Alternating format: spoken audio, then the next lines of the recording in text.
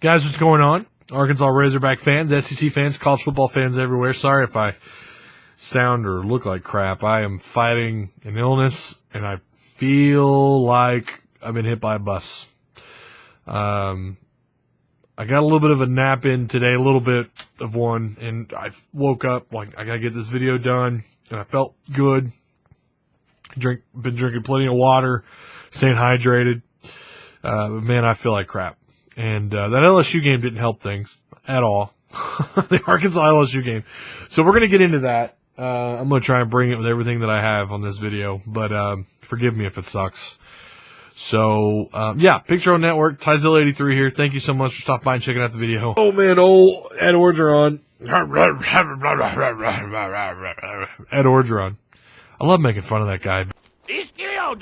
But you got to give it to him. He had LSU ready to go. And, you know, like I said in my last video, would not be surprised to see LSU win this game with the talent that they have and the way that they've played under Ed Orgeron. And look, I know that, what ESPN was saying during that game was no chance that he has being the head coach at LSU. And that probably is true. But it's going to be hard to ignore that. And I'm talking to LSU fans who are liking what you're seeing out of him. It's going to be hard to ignore that if he wins out, because that means he beats Arkansas, breaks a 2-year boot curse. Played Alabama better than anybody has this year, and maybe the best that anybody will play this year against the number one team in the country. And then that means he would also have to beat out, and again, I'm saying under this circumstance, in this alt reality, if he does find a way to win out, beating Florida, beating A&M, beating Arkansas, and the way he played Alabama, and the fact, I think that would put him at 5-1, right? If based on when he took over as the LSU interim head coach, that'd be hard to ignore. And imagine if they went into their bowl game and whoever they played, they won.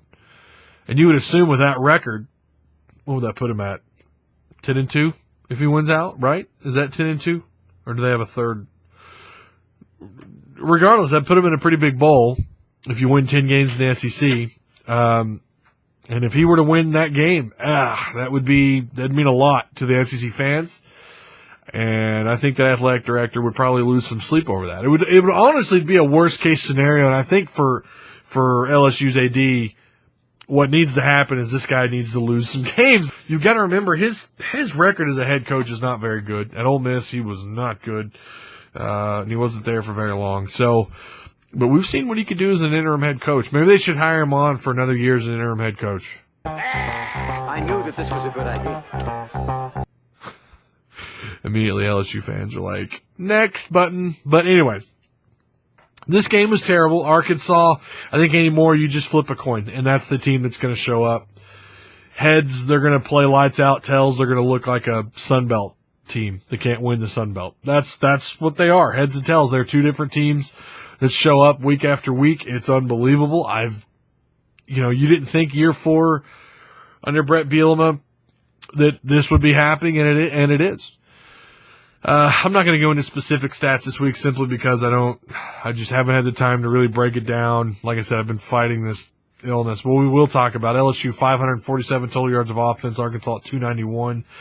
They had 23 first downs. Remember I said you got to win that first down battle, but I don't even think that would have mattered in this game. But they had 23 first downs to Arkansas's 13. They were 6 out of 12, which puts them at 50% on third down efficiency. Arkansas was 5 out of 13, obviously well below 50%. 3 turnovers for Arkansas, 2 for LSU. You could just mistakes, 7 penalties, 56 yards. This was an ugly game. This was a game that landed on tails. And I don't know about you guys, but I feel like year 4 under Brett Bielema, you just expected more. I'm not saying that people should jump off the train. I'm not saying that everyone should give up on the staff. I'm not saying that at all. I'm just saying I really thought we would get more. The product on the field is, you just never know what you're going to get. It's like a box of chocolates, according to Forrest Gump. You just never know what you're going to get. I would put Arkansas somewhere between a decent team and a bad team. That's where I would put them. If they find a way to win 8 games, We'll get to that point. We'll see how they play these last 2 weeks. You know, if they do win 8 games and they win them in convincing fashion, even though they're about to play the team that's dead last in the SEC West and the team that's dead last in the SEC East, at least last I checked, I think Mizzou was. If they find a way to win those games convincingly and they get a decent bowl game and maybe they win that, and, you know, maybe we'll have something different to say when it's all said and done. But, well, right now, the way they're this up and down, you don't know what you're going to get kind of, you know, play from the Razorbacks is just unbecoming from the staff, right? Like, I don't think anybody guesses. I think a lot of people, and I remember coming into the season, a lot of people did say 7-5, 8-4. That was probably the most common guesses. And they're going to be right, but it's the way that they've lost these games that has so many people confused. They're not competitive losses, they're blowout losses. You remember after year 1 from Brett Bielema, he said you weren't going to see any more of those. Well, we are. We're seeing them every time they lose this year.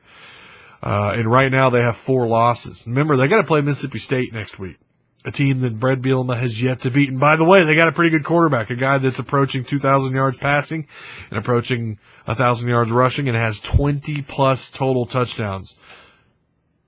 So they got a lot on their plate. We'll break down more of Mississippi State on the next video. Hopefully I can get over this illness, but you guys try to be kind to one another. Until the next video, peace.